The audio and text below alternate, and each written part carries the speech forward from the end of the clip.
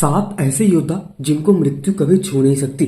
आखिर कौन है ये सात चिरंजीवी? इनके चिरंजीवी होने का रहस्य क्या है? क्या वो अभी भी जिंदा है और कहाँ रहते हैं इस कलयुग की पृथ्वी पर? तो सबसे पहले हम ये जानते हैं कि कौन है वो सात चिरंजीवी और फिर इस कलयुग में कहाँ पे निवास करते हैं। इस रहस्य से पर्दा उठाने की कोशिश करेंगे। तो सब कुछ जानने के लिए वीडियो में अंत तक जरूर बने रहे और अगर वीडियो पसंद आए तो वीडियो को लाइक जरूर करें और चैनल को सब्सक्राइब तो अवश्य कर देना। कहा जाता है कि पुराणों और शास्त्रों में ऐसे सात महान योद्धाओं का उल्लेख मिलता है जिन्हें चिरंजीवी कहा जाता है। वे महान आत्माएं हैं जो काल और मृत्यु के बंधन से मुक्त हो गए हैं। इस कथा में सबसे पहले नाम आता है परशुराम का। एक समय जब क्रोध में भरे जमदग्नि ऋषि ने अपने पुत्र परशुराम जी से उनकी माता का वध करने को कहा था, तब परशुराम जी ने उनसे फरसा लेकर उसी क्षण अपने माता का मस्तक काट डाला था। इससे महात्मा जमदग्नि का क्रोध सहसा शांत हो गया था और उन्होंने प्रसन्न होकर परशुराम जी से कुछ भी मांगने को कहा था। तब परशुराम जी ने मांगा था कि युद्ध में मेरा कोई भी सामना न कर पाए और मैं बड़ी आयु को प्राप्त करूं। जमदग्नि ऋषि से उन्हें चिरंजीवी होने का वर प्राप्त हुआ। परशुराम जी को चिरंजीवी माना गया है। रामायण काल में भगवान श्री राम ने परशुराम जी की संपूर्ण तपस्वी योग्यता भंग कर दी थी और उनसे भगवान विष्णु तत्व भी छीन लिया था। वैसा कहा जाता है कि इसके उपरांत वह भगवान श्री राम की आज्ञा लेकर महेंद्रगिरी पर्वत पर पुनः तपस्या करने चले जाते हैं। महाभारत के काल में भी उनका महेंद्रगिरी पर्वत पर निवास स्थान मिलता है और कलयुग में भी वह महेंद्रगिरी पर्वत पर ही तप कर रहे हैं। भगवान विष्णु के अंतिम अवतार, जिसको 10वां अवतार भी कहा जाता है, उसके उपदेश में वो भगवान कल्कि का अवतार इंतजार कर रहे हैं और जैसे ही भगवान कल्कि का जन्म होगा वो ठीक उसी समय भगवान कल्कि के साथ जाएंगे और सहायक बनेंगे एक महान तपस्वी के रूप में, महाशक्तिशाली के रूप में। अब इसी नंबर में दूसरा नाम जो आता है वो राजा बलि का नाम आता है। सनातन हिंदू ग्रंथों और पुराणों में राजा बलि को असुरों का राजा भी कहा जाता है और ऐसा भी कहा जाता है कि उनके पास अपार शक्तियां भी थी और अपार शक्तियों का स्वामी भी माना जाता है। लेकिन उसके साथ ही साथ राजा बलि एक धर्मात्मा और वो एक चिरंजीवी पुरुष थे। एक बार राजा बलि का एक बहुत ही बड़ा यज्ञ कर रहे थे। यह एक असीम शक्तियों की प्राप्ति के लिए कर रहे थे। सभी देवता इस यज्ञ से चिंतित हो उठे। तब भगवान विष्णु के अवतार वामन अवतार में ब्राह्मण वेश में वहां दान लेने के लिए पहुंच जाते हैं। वामन दान के मांगने के बाद राजा बलि ने उनको 3 पग भूमि दान में दे दी। तब ऐसा कहा जाता है कि भगवान विष्णु ब्राह्मण वेश में वामन भगवान ने अपना विराट रूप दिखा दिया।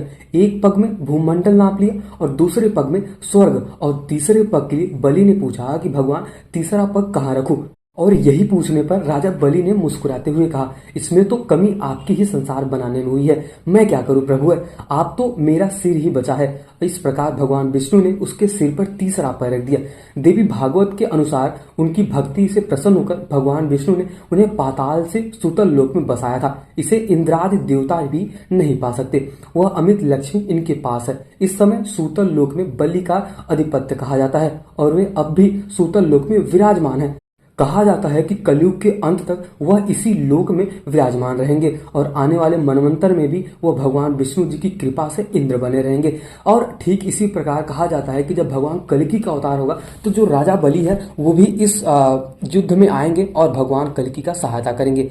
अब इसी नंबर में तीसरा जो नाम आता है वो अपने हनुमान जी का आता है। आज तक के और अब तक के सबसे ज्यादा शक्तिशाली योद्धा और चिरंजीवी में से एक माने जाता है। बजरंग बली की ऊर्जा के प्रतीक माने जाते हैं। इनकी आराधना से बल, कीर्ति, आरोग्य और निर्भीकता बढ़ती है। हनुमान जी कालजीवी और चिरंजीवी देवता माने जाते हैं। हनुमान जी का चरित्र नाम स्मरण से ही जगत के लिए संकट मोचन व विघ्न हरण का बेहतर रास्ता माना गया है।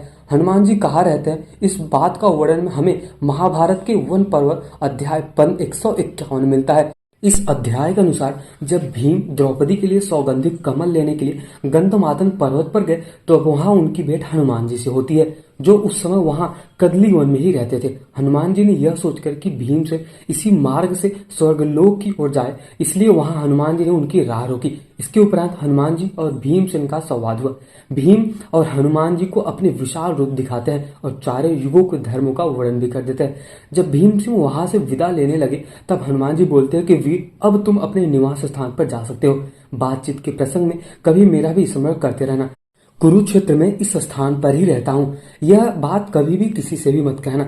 ऐसा कहकर वहां पे हनुमान जी अंतर ध्यान हो जाते हैं। इस वृतांत से हमें यह ज्ञात होता है कि हनुमान जी कलयुग में भी गंधमादन पर्वत पर ही निवास करते रहते हैं और जहां जहां भगवान श्री प्रभु राम का नाम लिया जाता है वहां वो उपस्थित रहते हैं। अब इसी नंबर पे चौथे नंबर पे आते हैं जिसका नाम है विभीषण। विभीषण रावण के छोटे भाई थे। उन्होंने अपने भाई के ही विरुद्ध जाकर भगवान श्री राम का साथ दिया था और उन्हें वहां नैतिकता और धार्मिकता बनाए रखने और दुनिया भर में लोगों को धर्म का मार्गदर्शन करने के लिए इस महायुग के अंत तक जीवित रहने का वरदान प्राप्त हुआ था।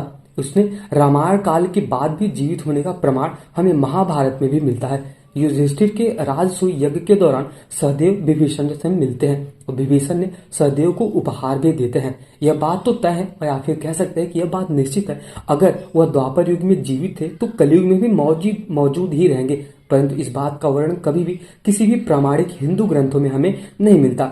हो सकता है कि वह किसी दूसरे आयाम में हो।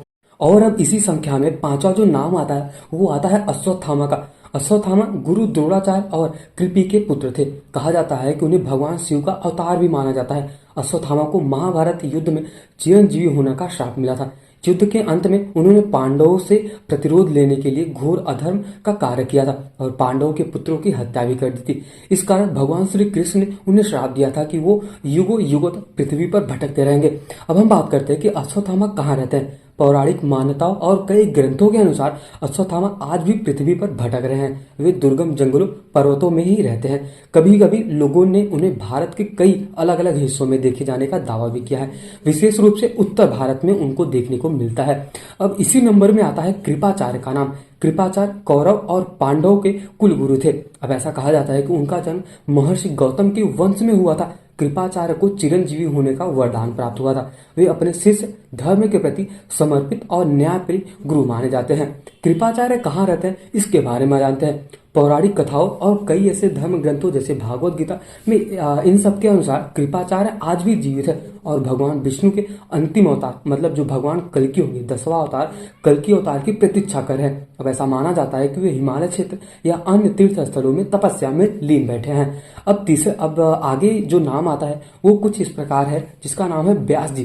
महर्षि वेद व्यास महाभारत के रचयिता और वेदों के संकलन करता है। उनका वास्तविक नाम कृष्ण द्वैपायन था। उन्हें भगवान विष्णु का अवतार माना जाता था। उन्होंने महाभारत को 18 पुराणों और भागवत श्रीमद् भागवत की रचना की थी।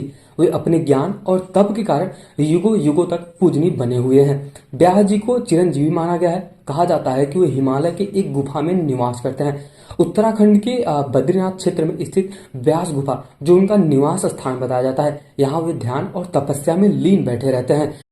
अब ऐसा कहा जाता है कि जितने भी चिरंजीवी हैं मतलब जो साथ हैं हनुमान जी, अश्वत्थामा, परशुराम जी और व्यास जी, ऐसे जितने भी चिरंजीवी सब लोग भगवान कल्कि मतलब भगवान विष्णु का जो 10वां अवतार होने वाला है उसका इंतजार कर रहे हैं। क्योंकि जो कली पुरुष है वो इतना ज्यादा शक्तिशाली होगा कि खाली कली जो अपने कल्कि भगवान है वो उसको हराने में थोड़ा सा उनको समस्या हो सकता है। इसलिए उनको मतलब सहायता करने के लिए अपने हनुमान जी, वेद व्यास और जितने भी 7 चिरंजीवी जैसे परशुराम जी सब लोग उनके सहायक बनेंगे। अब ऐसा भी कहा जाता है कि जो कली है राक्षस कली है उनकी भी अलग बहुत ही बड़ी सेना होने वाली है। क्योंकि ऐसा कहा जाता है कि अगर भगवान कल्कि के साथ 7 चिरंजीवी हैं तो कई पुराणों में ऐसा मान्यता मिलता है कि जो कली पुरुष है जो राक्षस होगा उसके भी अलग अलग सेनापति हैं।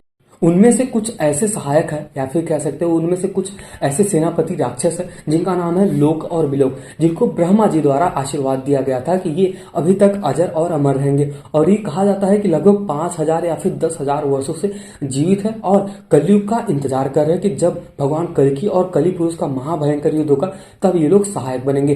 तो अगर ये आपको वीडियो पसंद आए हो, सब कुछ जानते हैं कि चिरंजीवी कहाँ रहते हैं और कौन कौन से चिरंजीवी थे, तो वीडियो को लाइक जरूर करना और चैनल को सब्सक्राइब तो अवश्य कर देना। तब तक के लिए मिलते हैं किसी और वीडियो में। और मेरी एक रिक्वेस्ट है कि वीडियो को लाइक तो जरूर कर देना और कमेंट सेक्शन में एक बार जय श्री राम तो जरूर लिख देना और जय श्री परशुराम जय बजरंगबली तो जरूर लेके जाना। मिलते हैं किसी और वीडियो में, तब तक के लिए जय श्री राम जय श्री कृष्ण।